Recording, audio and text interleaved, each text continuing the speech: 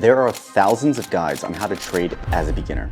And nowadays, it feels impossible to differentiate whether these Instagram gurus' advice are legit or they're giving out bad information. As a beginner, where in the world do you start? That's why in this video, I'm going to reveal the exact steps you can take to get started with trading as a beginner. The first step, and the one many people seem to forget before they get started, is to get your basics right. And when I mean get your basics right, I mean there's no need for you to chase the next hot stock or trend that your friends are talking about. That's where you will lose a lot of money, and I'm warning you because I've done this before. I remember one time when I was new to trading, I would always chase the next hot stock because I thought it would make me a millionaire. I would listen to my friends, I would join all these signal groups, I would listen to all of these trading gurus on Twitter, and all that got me was me losing my money. I would always have this sense of FOMO. I felt like if I wasn't in a play, I wouldn't make any money. I also didn't like how everyone was making money and I was sitting in a position that was going sideways. And it was a continuous cycle for a long period of time. That's why getting the basics right is so important. It will set you up for long-term success and financial security. It's exactly what Warren Buffett and Charlie Munger did, and now they're billionaires. So before you trade your hard-earned money, take the time to get the basics right. Here's the basics I recommend you follow. Learn common trading terminology. For example, limit order, market order, equities, and so forth. Learn how to evaluate undervalued stocks. Learn how to use technical indicators to know when to buy and when to sell. Then remember to keep your emotions in check. Make decisions based on logic and don't let your emotions sway your decision making in the stock market. And most importantly, stay in your own lane. Don't try to do everything. Focus on what works for you and then double down on that. This will allow you to easily learn sophisticated trading strategies in the future and know what kind of trades you are getting into at the start. As you get the basics right, then you can start testing new strategies. But always remember, the basics will get you further than any hot stock or secret strategy. The second step, and the easiest one to do, is to keep learning. If you want to become a successful trader, you need to be constantly learning. The same applies for anything in life. My uncle used to tell me, the day you stop learning is the day you die. And that has stuck with me forever.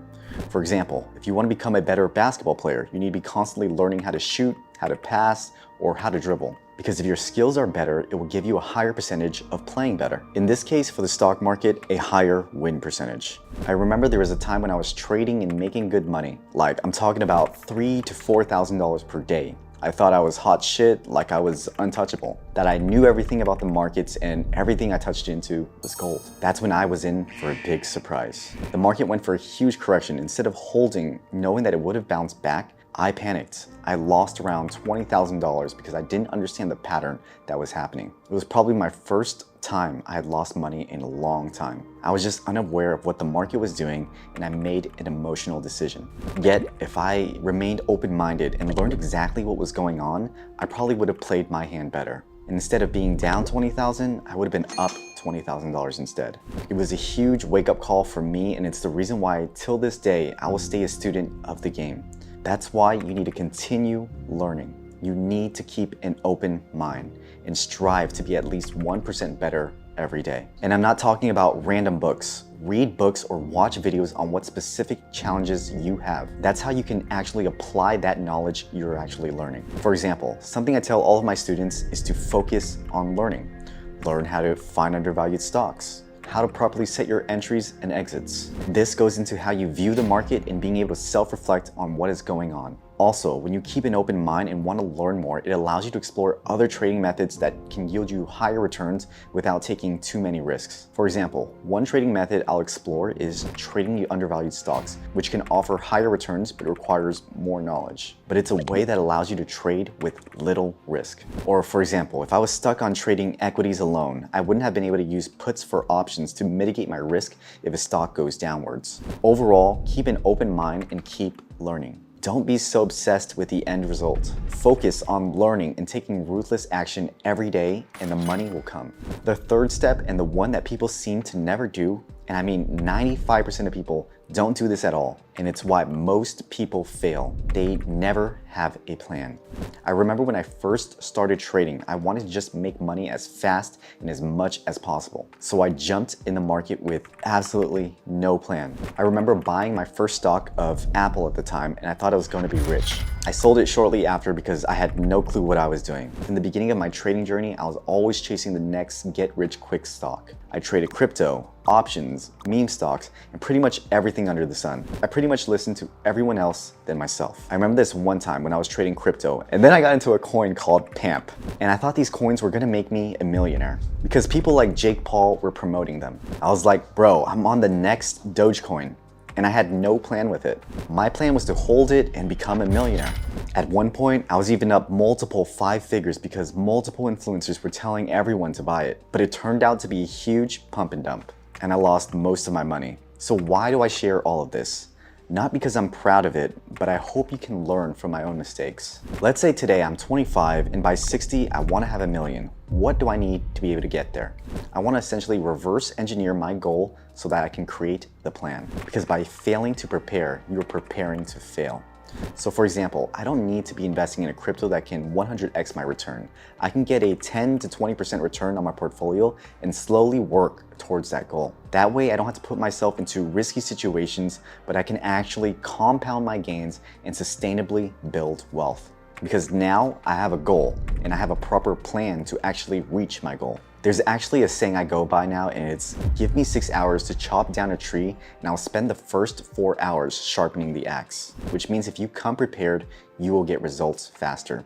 In this context, you will make more money. Also, when you do move into more sophisticated trading strategies, such as trading undervalued stocks like I do, having a plan will also help you keep your emotions in check when the stock prices do not move, and allows you to buy with little risk and sell for maximum profit. So remember, come up with a plan and stick to it. The last step, and probably my most favorite, and the one that most people struggle with unfortunately, it's adjusting for risk tolerance.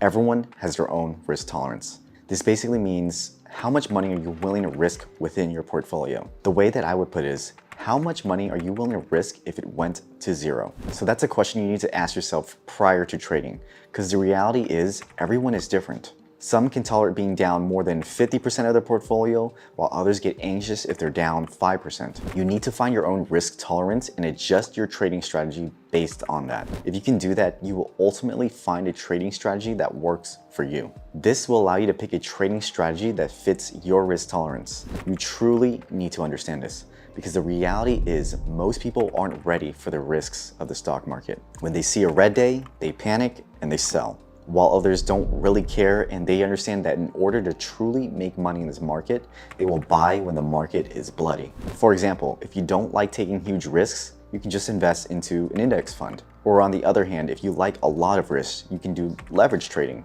Or if you like to be in the middle, I recommend trading undervalued stocks.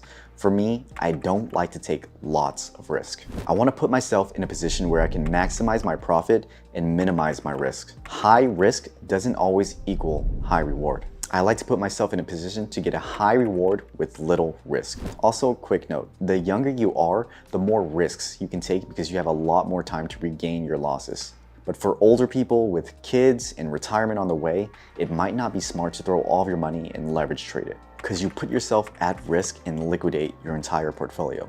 So on the other hand, you would want to find a way to make maximum profits with little risk. So the next time before you enter a trade and you're probably wondering why you aren't making the money you want, figure out your risk tolerance and pick a trading strategy that fits your tolerance. That is exactly what I would do if I started trading in 2024. As a beginner, you are bound to make trading mistakes, but with a little bit of knowledge and experience, these mistakes can be avoided and prevent unwanted losses to your portfolio. Click here to learn the top 7 mistakes you want to avoid when investing. I'll see you in the next one.